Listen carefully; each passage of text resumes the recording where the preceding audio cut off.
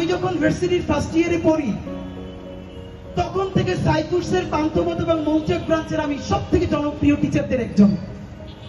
আমি যখন ফার্স্ট ইয়ারে পড়ি তখন ভার্সিটি এডমিশনের জন্য একটা ইংলিশ বই লিখছিলাম, চান্স প্লাস।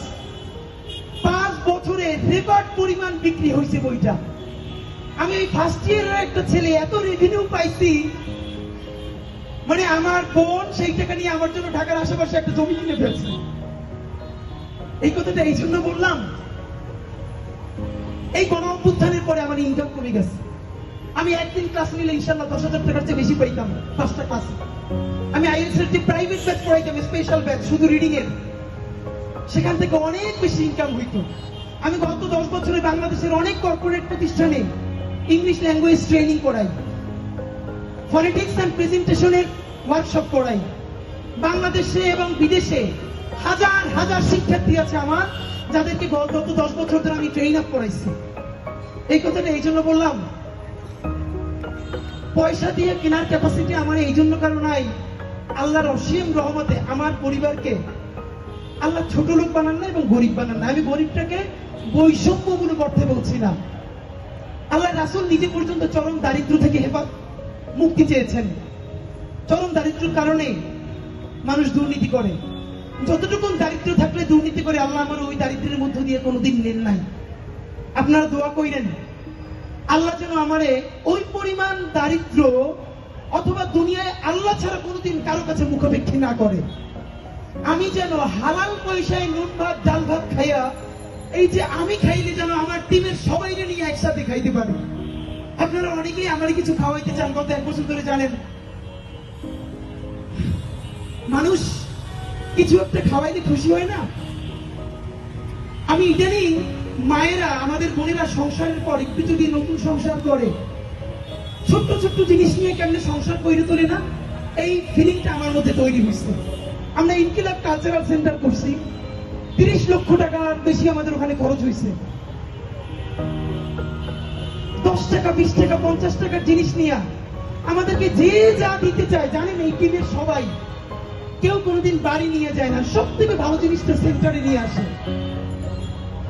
বাবা বাসায় নতুন একটা ফার্নিচার কিনলে ছোট বাচ্চারা যেরকম খুশি হয় না, জানেন আমাদের টিমের পাগল ছেলে মেয়েগুলো কিরকম? আপনি ওদেরকে এক সন্ধ্যা ভালো খাওয়াইতে চাবেন, জীবনে খাওয়াইতে পারবেন না।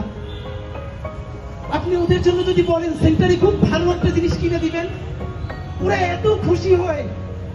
আমার মনে আছে আমি চায়না গেছি পর, ওরা আমার বললো যে একটা ভিজিয়ে যে সাউন্ড রেকর্ডার ভালো দাম, আমি বলছি না এত পয়সা দিয়ে কিনতে পারবো না।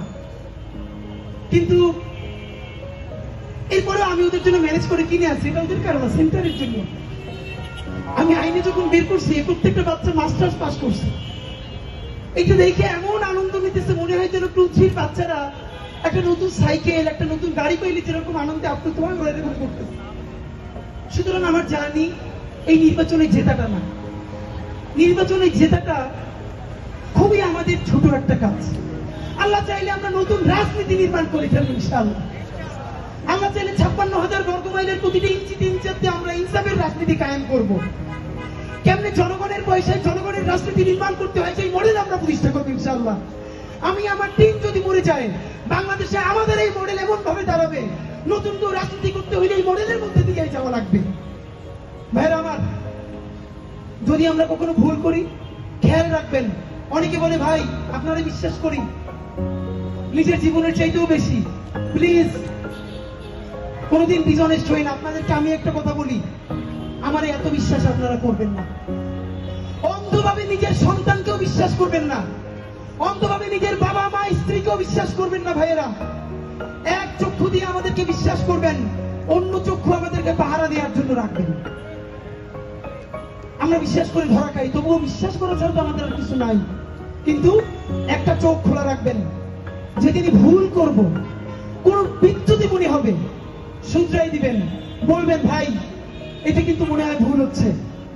আমি, আমরা, আপনারা, বাংলাদেশের সবাই মিলে ইনশাআল্লাহ ঢাকা 8-এর এই রাজনীতিকে বাকি 299টা কনস্টিটিউতে ইনশাআল্লাহ পৌঁছাই দিব। সুতরাং যে নয়া সফর শুরু করলাম, আমাদেরকে কেউ থামাতে পারবে না। কোন হেভিওয়েট, কোনো পয়সা যদি থামাইতেই পারতো তাইলে আজকে এরকম ঐতিহাসিক র্যালি হইতো না। আপনার বলেন তো, আমি মাঝে মধ্যে র্যালির সময় পিছনে ফিরে তাকাই দিছিলাম,